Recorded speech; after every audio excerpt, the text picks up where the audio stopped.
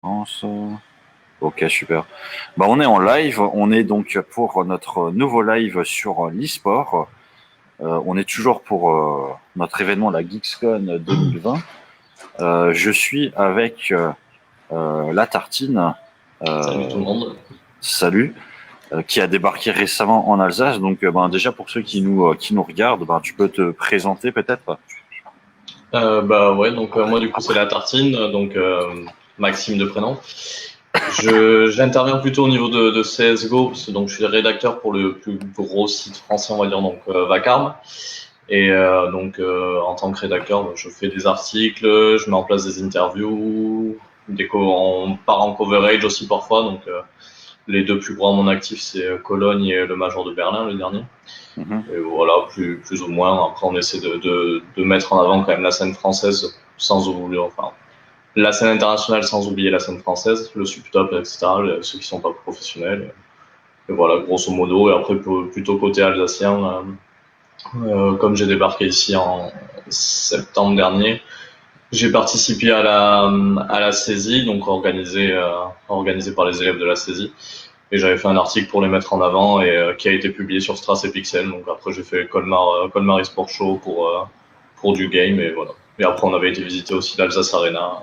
Donc, voilà. Ok, super. Donc là, on va essayer d'être dans un live, on va dire, qui va durer à peu près une demi-heure. Euh, et ensuite, en fait, il y aura d'autres personnes qui vont venir sur la partie e-sport, mais quand même, elles sont pas forcément disponibles au même moment. En fait, on coupera le live et on recommencera un live un peu plus tard quand elles seront dispo. Donc pour l'instant, on est juste que tous les deux. Donc je pense que voilà, si vous avez des questions, n'hésitez pas à les poser dans les différents chats. Et donc je réponds tout de suite à ceux qui sont en train de poster dans le chat. Donc Bishmark en fait n'est pas là. Il arrivera sans doute plus tard vers 18h. Là pour l'instant on va parler d'e-sport un peu de manière générale. Donc première question pour toi, c'est quoi un petit peu l'état de la scène e-sport en France, en Alsace et c'est quoi on va dire un petit peu le potentiel e-sport qu'il y a actuellement chez nous? Alors côté e-sport en général, c'est plus difficile à dire parce qu'il y a quand même énormément de scènes. Mais alors plutôt en se basant sur CS que moi je connais plutôt bien.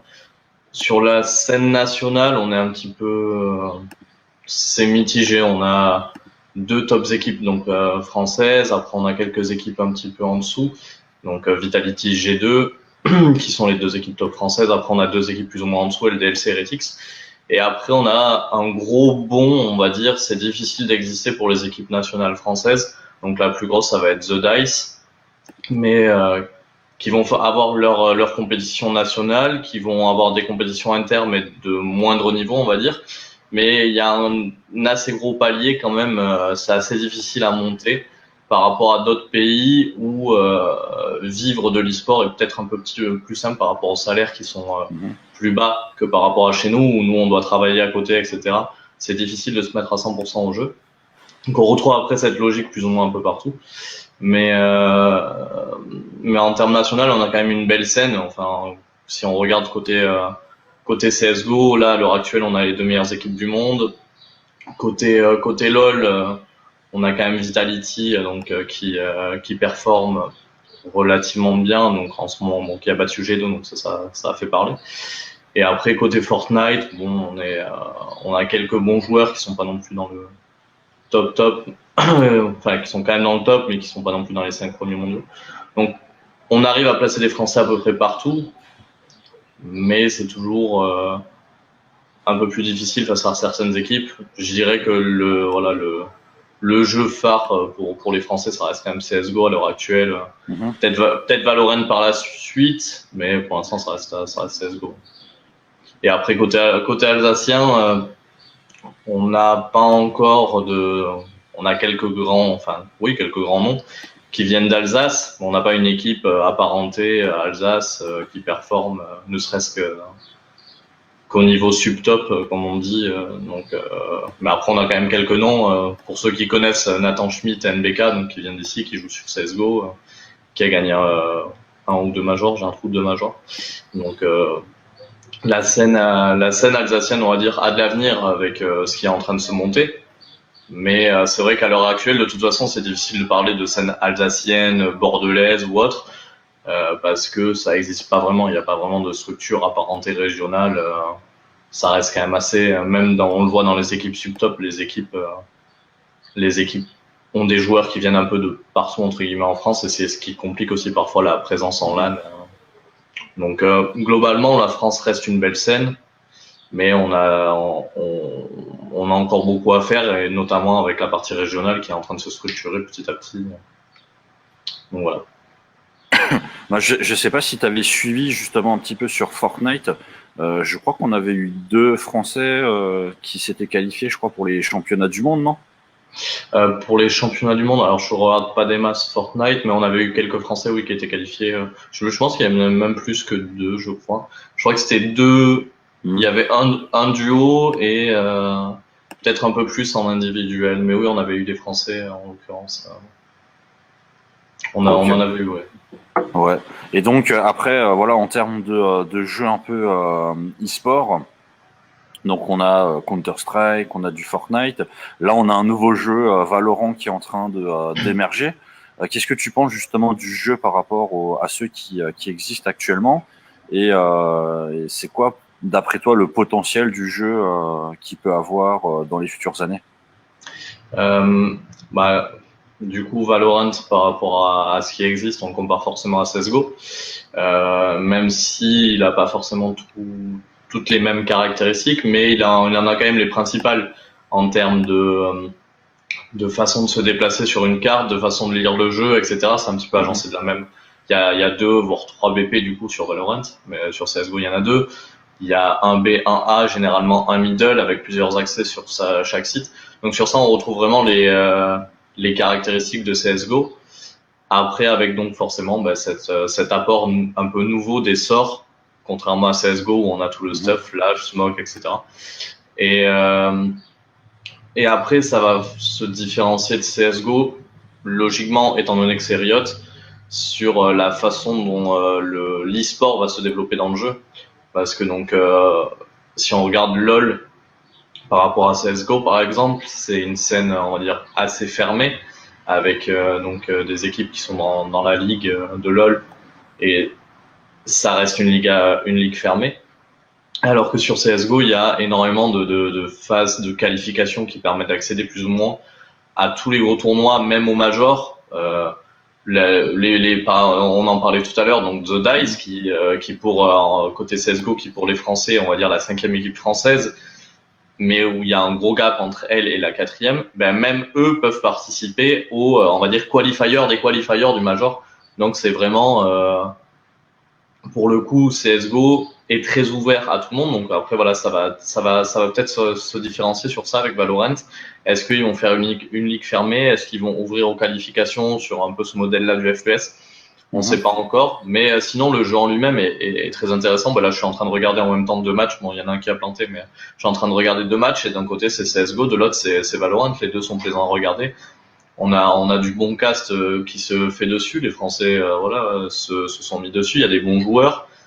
Pour ceux qui connaissent un peu CSGO, il y a Existence qui est dessus, il y a Happy qui est dessus. Donc Happy, c'est pareil, c'est un leader emblématique de français qui jusque les derniers temps n'avait plus d'équipe. Donc on le voit là sur les tournois de Valorant, c'est le leader français qui était donc le leader des 2 victoires en major, donc ce qui est quand même l'achievement principal pour un joueur CSGO. Donc il y a des bons joueurs, il y a du bon cast, le jeu est intéressant. Après, ça va être forcément l'équilibre au niveau des classes, ce qu'on n'a pas sur CSGO vu que tout le monde peut faire la même chose. Mais moi je pense que le jeu a sa place clairement. Les 2 jeux ensemble ont leur place, et justement la scène ne peut que s'en tirer meilleur parce qu'on le voit, Valve s'est un petit peu réveillé au niveau des mises à jour. Alors que bon, jusque-là ils étaient tranquilles, pas trop de mises à jour, on n'écoute pas trop ce qui se passe, étant donné que c'était les seuls. Maintenant qu'il y a Valorant, ils n'ont pas trop le choix, ils sont obligés de se tenir informés et de faire les mises à jour qui sont demandées. Donc il y a plus de mises à jour.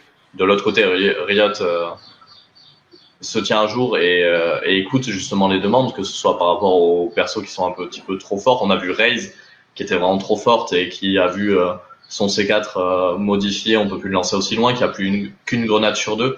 Donc il y a ces modifications. Donc d'ici un an et demi, parce qu'il faut le temps que ça se monte, mais d'ici un an et demi, il y aura une scène Valorant, une scène CSGO et toujours une scène LoL, etc.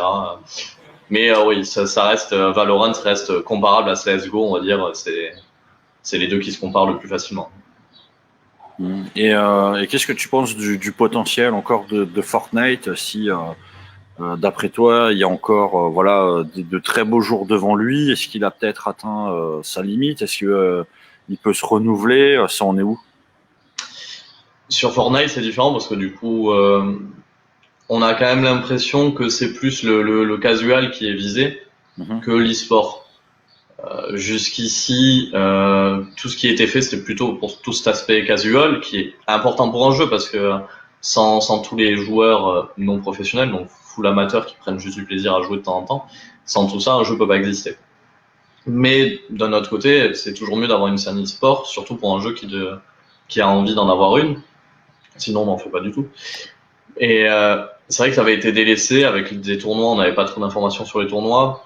Donc là, de ce que j'ai vu, je me suis pas vraiment renseigné sur le sujet, mais il m'a semblé voir qu'il y avait donc la DreamHack, qui est quand même un gros événementiel d'e-sport qui organise, qui a prévu d'organiser des tournois régulièrement. Donc si Fortnite met en place des tournois qui sont réguliers, avec un calendrier avec une bonne visibilité, parce que c'est ce qui manquait jusque-là, on savait pas trop.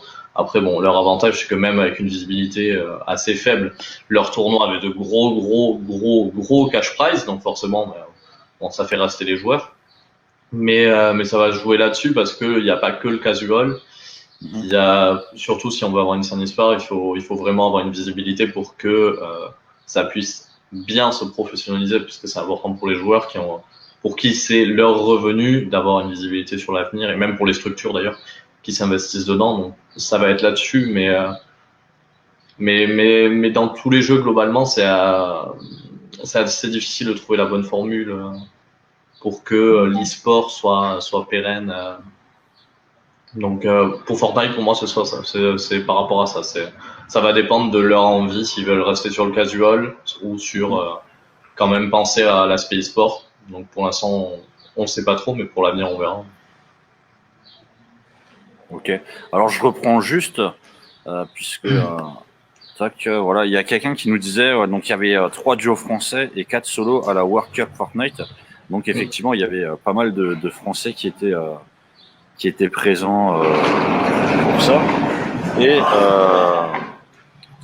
il y avait un autre message, CGO meilleur jeu hors cheater. Je sais pas ce que t'en penses, puisque justement j'ai pas mal de potes qui sont sur des jeux Apex et compagnie, tu vois, et souvent qui se plaignent des cheaters. Moi, je sais pas toi ce que t'en penses de ça. Ça me fait rager. ça me fait bien rager. Justement, tu vois, parce que j'ai un pote qui se plaint souvent des gens qui utilisent justement, tu sais, les bugs de connexion pour t'avoir plus facilement. Qu'est-ce que tu penses là du fait que tu puisses facilement tricher ou De toute façon, dès qu'un jeu aura du succès, peu importe le jeu, il peut arriver le nouveau jeu du moment. À partir du moment où un jeu a du succès, il peut se targuer d'avoir la meilleure sécurité possible, il y aura du hack. Il y en aura toujours parce que plus le jeu a de succès, plus les gens vont s'y intéresser, et par les gens qui vont s'y intéresser, t'as forcément les hackers et les gens un peu moins bien intentionnés qui ont envie juste de s'amuser de cette manière-là parce que ça les fait kiffer. Donc CSGO est un jeu qui plaît, qui a du succès. Valorant a eu sa vague de hype, comme Apex d'ailleurs. Apex, quand il a été lancé, il y avait une hype folle dessus, donc c'est normal qu'il y ait du hack. Après, ça dépend de la façon de le gérer. Sur CS, c'est vrai qu'on a ce côté-là où on a l'impression, on peut jamais vraiment être sûr parce que nous les premiers en tant que joueurs, il suffit que tu aies une game où tu roules sur l'eau et ce que tu fais, ça peut facilement être apparenté à du shit parce que tu vas tirer au bon endroit, tu vas préfire au bon endroit, tu vas sentir que le mec il est là, donc tu vas le décaler, mais tu vas le décaler en voulant tirer déjà, donc ça donne l'impression de cheat en face. Je sais pas s'il y a encore énormément, enfin si, il y en a quand même beaucoup. Il y a encore beaucoup de cheaters. Mais le système est là. Après, il est pas optimal. Mais est-ce qu'il sera vraiment optimal sur Valorant aussi? On peut pas savoir parce que bah voilà, quand Valorant est sorti, la bêta, etc. On a vu du cheater, on en a encore dessus. Il y a des gens qui s'en plaignent. Je pense que voilà, à partir du moment où un jeu plaît, c'est compliqué de pas avoir de cheat dessus et malheureusement, oui, ça peut nuire à l'expérience de jeu quand tu te connectes surtout sur des games comme ça qui sont assez longues. Une game CS, c'est quand même, on va dire au maximum 30 rounds. Même une game Valorant, ça peut aussi durer plus de 20 rounds. Donc ça prend du temps. C'est vrai que c'est frustrant, mais je pense que c'est inévitable. On peut pas ne pas avoir du tout de cheat sur un jeu à l'heure actuelle. Ok. Bah là, on parle beaucoup de jeux, voilà, Fortnite, Valorant, CS. Mais après, en termes d'e-sport, il n'y a pas forcément que ce type de jeu. C'est pour toi, c'est quoi les gros jeux, on va dire, e-sport qui sont un peu dans d'autres domaines, genre Trackmania, genre je sais pas, il y a du Super Smash Bros. Il y a aussi des gros tournois qui sont organisés dessus. Tu suis un petit peu aussi les autres types de jeux ou pas? C'est un peu compliqué de tout suivre parce que du coup en étant rédacteur c'est vrai que ça prend déjà pas mal de temps plus le boulot à côté comme c'est du bénévole Mhm. donc c'est parfois un petit peu difficile de tout suivre. J'essaie de jeter un œil on va dire comme à tout niveau parce que je suis un passionné de sport et on va dire que j'essaie régulièrement de me tenir informé en suivant l'équipe par exemple côté sportif. Voilà, j'essaie de regarder un petit peu les infos du moment mais ça reste quand même difficile de tout suivre. Mais après, oui, c'est vrai que voilà, côté e-sport, il n'y a pas que ces jeux-là, il n'y a pas que Fortnite, LoL, Dota, CSGO ou Valolo. Il y a aussi d'autres jeux comme Rocket League, il y a qu'on a vu à la Colmar Sport Show qui s'est très bien passé. Il y a Trackmania aussi notamment qui était à la Lyon eSport pour le coup et qui voit quand même de gros events arriver. Donc il y a l'event de Zerator qui va revenir en 2021, en mai 2021, il me semble que j'ai Mhm. vu passer l'info. Donc tu as ce genre de jeu là. Après t'as tous les autres jeux. T'as FIFA forcément qui a été au centre quand même du confinement avec tous les districts. On va dire on voit un grand nombre de districts ou de ligues qui ont organisé leur tournoi FIFA avec leurs licenciés pour leur proposer quand même autre chose pendant le confinement. Donc t'as ces jeux là, t'as du NBA 2K, t'as de l'e-sport de toute façon t'en as à tous les niveaux. Hein. Quand tu regardes sur les jeux de téléphone t'as de l'e-sport, t'as du PUBG qui peut être joué sur téléphone.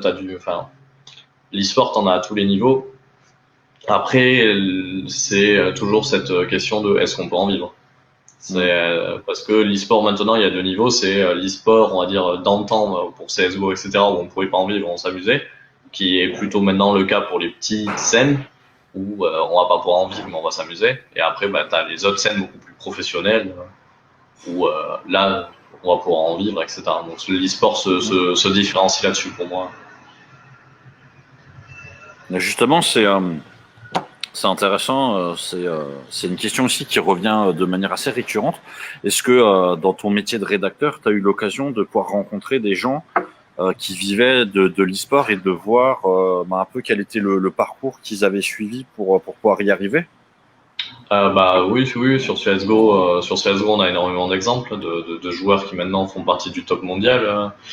Sans prendre en France, on pense directement maintenant à Ziou qui a été top 1 mondial l'an dernier pour sa première année. Mais sinon, hormis ce jeune extraterrestre de CSGO qui a 19 ans, il y a tous les anciens des Apex, des Shox, Kenny S pour les plus connus, NBK même, Happy dont on parlait tout à l'heure, Existence, enfin bref, tous ces joueurs très connus et anciens de la scène qui ont même Scream maintenant qui est sur Valorant, qui ont déjà 10-15 ans de scène derrière eux, bien plus 15 ans que 10 d'ailleurs, et qui au départ ont commencé avec des LAN qui rapportaient pas d'argent, c'était juste se déplacer en LAN pour jouer en LAN et pour s'amuser et avec les potes, etc. Puis Mhm. au final, il y a eu la compétition qui s'est mise là-dessus, mais voilà, c'était gagner un PC, gagner un truc où les premiers salaires sont arrivés très tard et c'était des petits salaires, ça permettait pas de vivre.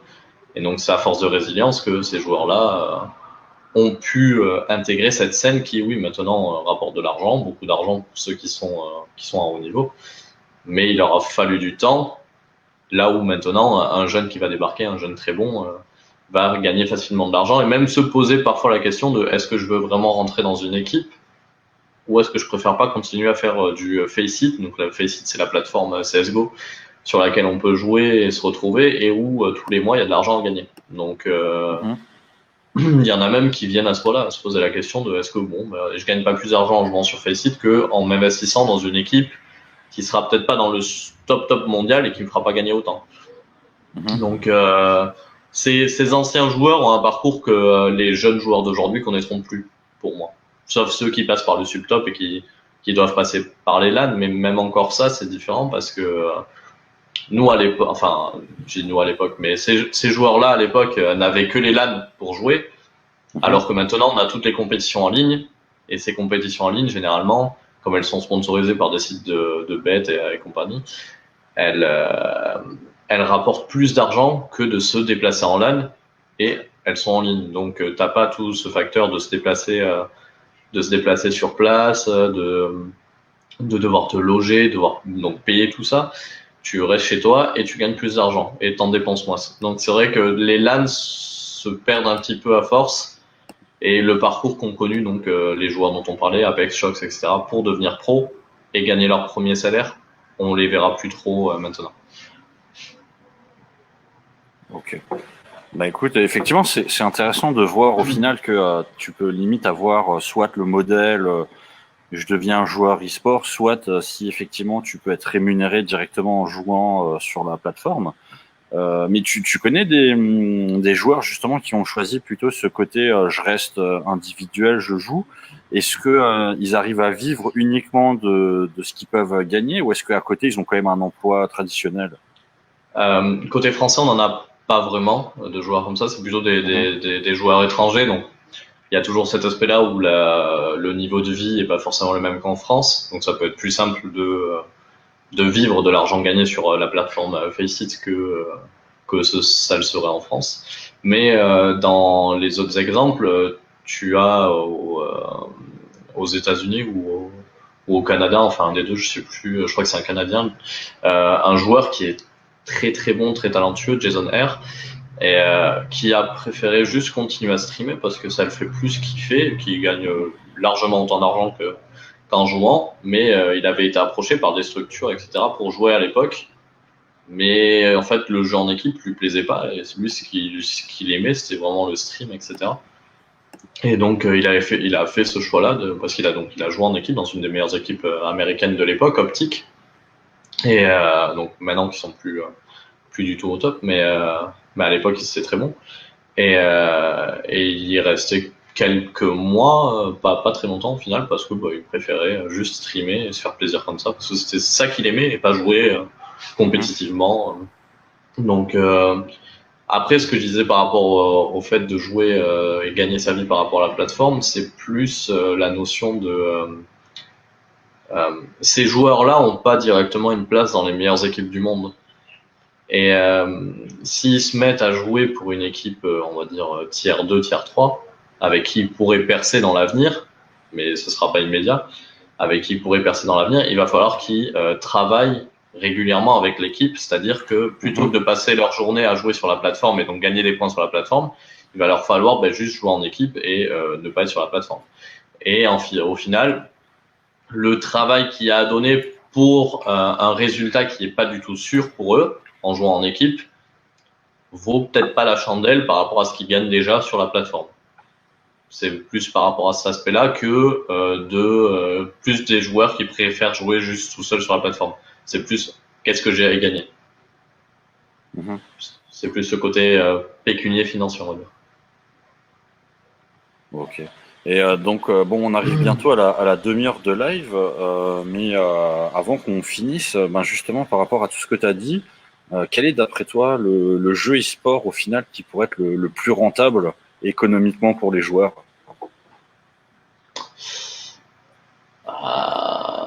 Je connais pas, je t'avouerai, les salaires qu'il y a dans les autres jeux, que ce soit Fortnite, League of Legends ou pas. Sur CSGO, dans les meilleures équipes françaises, on table sur du 20-30 000 euros par mois par joueur globalement, il me semble. Après, c'est toujours délicat de parler de chiffres parce qu'on n'a jamais les chiffres, les vrais chiffres ou quoi. On n'a jamais vraiment l'information. Mais de ce qu'on avait entendu, c'est plus ou moins entre 20 et 30 000 pour les joueurs actuels. Donc, ce qui est globalement très bien payé, on va pas se mentir. Mais sur les autres jeux, je saurais pas dire. Donc, je saurais pas te donner le meilleur jeu sur lequel il faut percer. Je dirais que Fortnite est peut-être celui qui ramène le plus d'argent pour un joueur, mais après il y en a tellement qui y jouent que c'est peut-être pas non plus le plus facile sur lequel percer. Mais globalement, oui, ça doit être Fortnite qui doit rapporter le plus à un joueur parce que quand tu vois les cash prizes des compétitions, on parlait la dernière fois enfin on parlait tout à l'heure des Worlds. Si mes souvenirs sont bons et si je dis pas de bêtises, celui qui a terminé premier a gagné $1 million. Donc voilà, $1 million sur une compète, ça reste quand même très costaud. Donc ouais, je pense que ça doit être, oui. Étant donné que sur CSGO ou LoL ou quoi, t'es à 5 et tu partages derrière, oui, ça doit être les cash prizes les plus élevés à l'heure actuelle. Sans pour autant avoir fait une vraie comparaison. Là, je te dis vraiment ça au pifomètre. Et par logique, mais pour moi, oui, ça doit être dans cette logique-là, du coup, ça doit être Fortnite qui doit apporter le plus gros cash prize à l'heure actuelle. Mais CSGO et Valorant, c'est bien. Ouais, bah après c'est vrai que là la question que je te pose c'était à l'instant T, hein, en sachant qu'avec le développement des nouveaux jeux qui viennent de sortir, voilà, Valorant, on ne sait pas du tout jusqu'à quel point ça peut aller dans le futur d'ici un an ou deux en termes de cash price et ceux qui, ben, je sais pas, vont devenir les futurs champions, les futurs gros streamers, peut-être que ils gagneront plus que Fortnite ou CS actuel. Mais après, je pense que tout est possible. le problème plus sur CSGO, on va dire, c'est et là c'est un problème que peut-être Valorant ne rencontrera pas, étant donné que Riot quand même si là ils ont dit qu'ils laissaient la place à la communauté pour tous leurs tournois. Globalement, c'est eux qui vont récupérer le jeu. Enfin, s'ils font comme sur LoL, c'est eux qui vont récupérer la main derrière. Et c'est ce qu'on n'a pas sur CSGO où Valve laisse totalement les acteurs d'événementiel donc se mettre sur la scène et organiser leurs événements, ce qui fait qu'on a énormément d'acteurs et énormément d'événements. Et donc ces événements-là pour attirer les équipes, parce que quand forcément on fait un événement, on veut les meilleures équipes, donc ils font monter les cash prizes, mais ils sont pas forcément rentables. Les équipes veulent les meilleurs joueurs, donc les payent. Les budgets salariaux sont énormes sur une année, sur une équipe, etc. Et donc on a très peu de structures, que ce soit dans l'événementiel ou de structures e-sportives sur CSGO, voire quasi pas, qui sont en bénéfice ou même juste à zéro. Et on en a beaucoup qui sont en déficit. Et donc c'est une logique économique qui peut pas perdurer. À moins qu'il y ait des gens qui apportent de l'argent à perte, parce que pour le plaisir de CSGO, mais ce qui m'étonnerait quand même. Donc c'est quelque chose qui peut pas non plus durer de manière indéfinie. Et c'est là où peut-être qu'à un moment donné, c'est peut-être là où CSGO pourra éventuellement perdre de sa scène e-sport si économiquement ça s'effondre. Et ce que connaîtra peut-être pas Valorant si on se base sur une ligue comme sur LoL, où c'est une ligue fermée, les structures ont leurs revenus, etc., et sont plus ou moins rentables. Ok, bah écoute, on arrive à la demi-heure. Moi, je te remercie d'avoir participé avec nous. On va faire on va couper et on reprendra, je pense, aux alentours de 17h avec justement Xavier Noël, donc de Xilat, donc qui organise le Colmar eSport Show. Voilà. Est-ce que tu as un petit mot de fin pour ceux qui nous regardent? Eh ben, écoutez, merci de nous avoir écoutés et du coup, peut-être à plus tard. Ouais. Et bonne suite. Bah écoute, merci à toi. Et je vous dis à 17h pour la suite. Ciao.